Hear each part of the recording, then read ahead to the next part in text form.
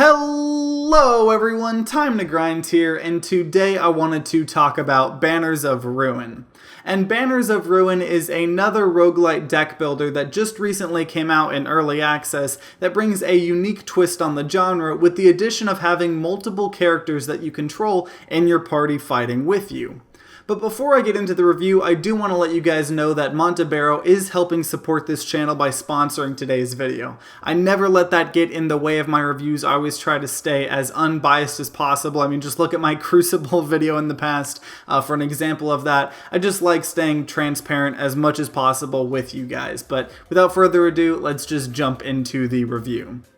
Now, since the game is in early access, I thought it'd be good to play a couple of hours of it and just give you guys my honest first impressions of the game.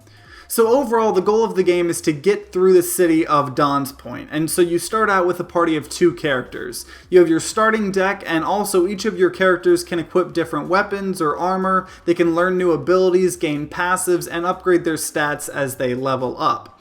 And the weapons you equip on your characters and the new abilities you get as you level up add new cards to your deck that only those characters can use. So when you do get to combat, all of your allies will be between 2 lanes on the left, and all the enemies will be between lanes on the right. And it kind of works similar to games like Slay the Spire, but with some interesting twists. So every card you play either costs stamina or willpower, or even both sometimes. And stamina refreshes between every turn, while willpower won't reset until the next combat. And when you play a card, you select which one of your characters will be the ones that actually use that card. So you have to figure out which person would be the best person to use each card that you want to play. So if you need to protect someone with some defensive cards and give them some shields, you need to make sure that you leave them enough stamina to use those cards and have your other cards use some of the more offensive cards you might have drawn. There could also be some cards that deal damage based on what weapons you have, so you might want to use it on a character that has a stronger weapon, or there might be some cards that do more damage depending on if you're on the front row or the back row, and so you might want to, take that into an account when you're actually using those cards. And each character also has unique cards, like I said earlier, from their weapons or abilities that only they can play, which makes it even more interesting because say you want to use their awesome unique ability, but you also need them to, kind of protect themselves with shields, are you going to give them the shield cards, but then none of your other characters can play that unique card? You kind of have to balance all of these decisions, and that's what makes, Banners of Ruin really, really interesting to me in terms of the combat. You can also see what enemies are going to be doing each turn, and they also take turns between the front row attacking and the back row attacking, so that's kind of unique and interesting. So if the front row is attacking, you don't necessarily have to worry about the back row right now, but next attack, they're going to be the ones attacking you. And in the combat itself, there are a couple really unique mechanics also that I just really, really like beyond just the, having the multiple characters and choosing which character uses those cards.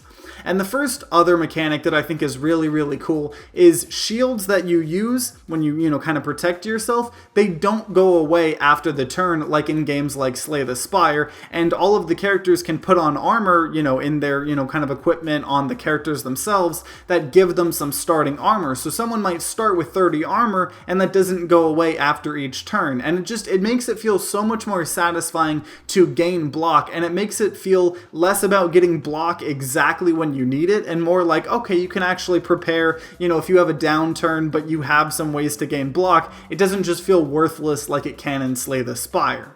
Another thing that's just kind of a small mechanic that I really, really like is poison that you can apply onto people. It actually ticks up every turn it affects an enemy. So, they start low, you might give an enemy 3 poison in 1 attack and that's it, and they'll take 3 poison damage at the start of their turn, but then the next turn they, go, they'll actually take 4 damage and then 5 damage, and it just kind of keeps getting worse and worse and worse for them, and it just makes it so much more satisfying to, do something like that versus Slay the Spire where it keeps getting lower and lower and lower, and so you have to just keep piling it on. So it feels really awesome to just be able to put, even a little bit of poison on a boss, say at the beginning of the boss fight, and clear out all the enemies, and by the time you go back to fighting that boss, he might have already lost, 1/3 or 1/4 of his health, and then you can keep piling on him more, and it just feels so satisfying to me.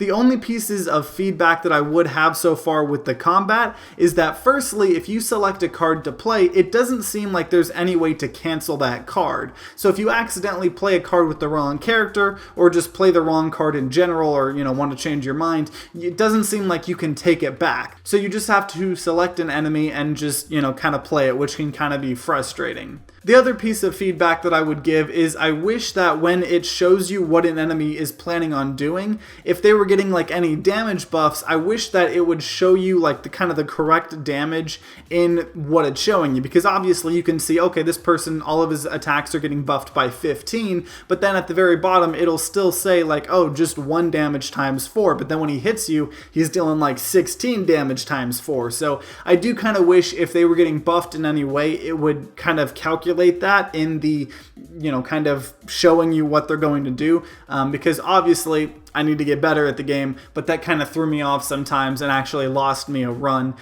which is obviously a little bit frustrating.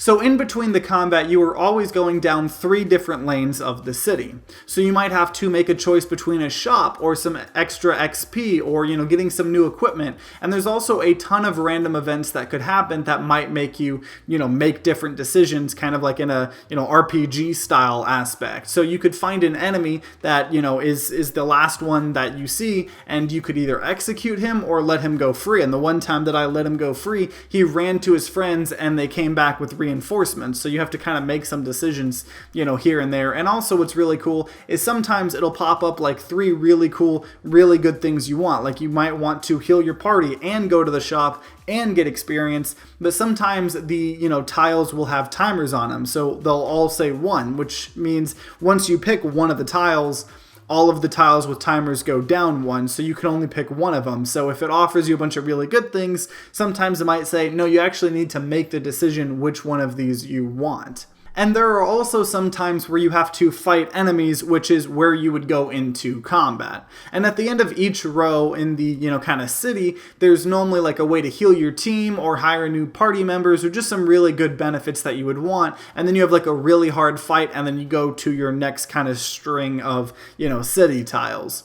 And I really like this kind of progressing through the different streets because it takes something like the branching map in Slay the Spire or similar games, but it makes it feel more like a living, breathing city that you're weaving in and out through. And I really like how sometimes the cards will interact with each other. So, sometimes you will find a hidden alley as one of the tiles, and by going on it, it allows you to skip 2 of the tiles in another one of the, kind of tiles. And just sometimes they interact with each other, or you'll see like some drunken guards, and if you wait a turn, they will, get drunk and they could potentially just drop a bunch of money or something. So there's a lot of interactivity with this, and it's more than just a map. It does kind of have its own mechanics and charm to it, and I really, really like that. And touching on the leveling up of characters again, when you level up a character, you increase your stats, which allow you to play more cards, depending on whether you want to upgrade your stamina or willpower.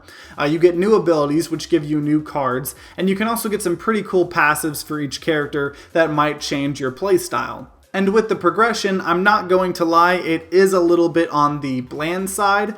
Every time you finish a run, you get XP, and every time you level up, you get some coins that allow you to unlock new cards and abilities for some of the characters. And I mean, it's not bad, it's just nothing revolutionary or super, super exciting, but it's there, and it does motivate you to keep on playing and keep on unlocking, and there's probably, several hours that it would take to unlock all of them, so, nothing too bad. It is just kind of more on the bland side. The art style, on the other hand, is really unique and really high quality. It gives this kind of like dark and brooding feel to the game, and that's really good since it's all about fighting and sneaking your way through this dark city. The card artwork is really, really good and just as high quality, though some of the card artworks are repeated on some of this cards, but, that is just because it's early access, and I'm pretty sure that, that'll get, changed as the game, goes on longer. And it doesn't happen very often, just it does happen a little bit. And the music in the game is really dramatic and atmospheric and just really drive home the theme that the art style is trying to do. I will say that there could be some more sound effects and just kind of audio cues when you're doing things like just clicking on cards and, buying items and stuff like that. There are a lot of times you'll do something in the game and you get no sound effect. And obviously that just goes with it being an early access, but that is one thing I think could be improved in the game. The last thing I want to touch on is just kind of the different play styles and strategies this game seems to offer. At first, when you start playing the game, it is a little overwhelming at first, especially in combat, because there's all these different keywords and all these different mechanics that you kind of have to learn, but once you do that and you get the hang of it, it does start to make sense, and I do like it that, it's more of a in-depth game versus not having a lot of depth. It's kind of cool for these type of games to just have a lot of, depth and just be overwhelmed at first. Versus, have no depth at all. And the game does have a pretty good tutorial that you can play that kind of helps you understand the game at a basic level as well. And there are some unique mechanics and builds like poison, but a lot of the cards to me just seem like different ways and unique ways to deal damage. And I haven't unlocked all the cards, obviously, but they do seem to be some of the more interesting cards. But just one thing I would like to see, and it never hurts, is just see a little bit more variety in the uniqueness of some of the cards. But overall, this game is very interesting and pretty polished for an early access release, especially at the very beginning of early access. I think overall they're going to be needing to add more content to the game and just polish up things here and there. But overall, I would say it is worth it to check out now just because the experience is overall pretty unique from other games in this genre. Having the different characters in the party, it feels really cool to level them up and get new passives on them, get new abilities on them. I really like that you have to play the cards with each character, so I really like that. I haven't seen like the kind of party mechanic in a roguelite deck builder before, and I also really like the way you crawl through the city and it shows you the map in that style, and I think it's really unique, and you definitely would have a lot of fun playing it. But I could also understand if you wanted to wait about a year or however long it takes for it to get out of early access to play it when it's fully done. But if it looks interesting to you, definitely check it out now. It is worthwhile playing with its early access launch, and I would definitely highly recommend it. And if you guys have played Banners of Ruin or just from watching gameplay, I would love to know your guys' thoughts in the comments down below. I love having conversations with you guys, and I try to respond to as many people as possible. And if you enjoyed this video, then consider leaving a like down below and subscribing to see more gaming content. I make 2 video reviews a week just on a wide variety of games, so subscribe to see more of those in the future. And if you guys are having a great day today, I hope you continue having a great day. If you guys aren't having a great day, I hope you guys start having a great day. But either way, guys, I hope you guys have a great rest of the day. See you guys next time.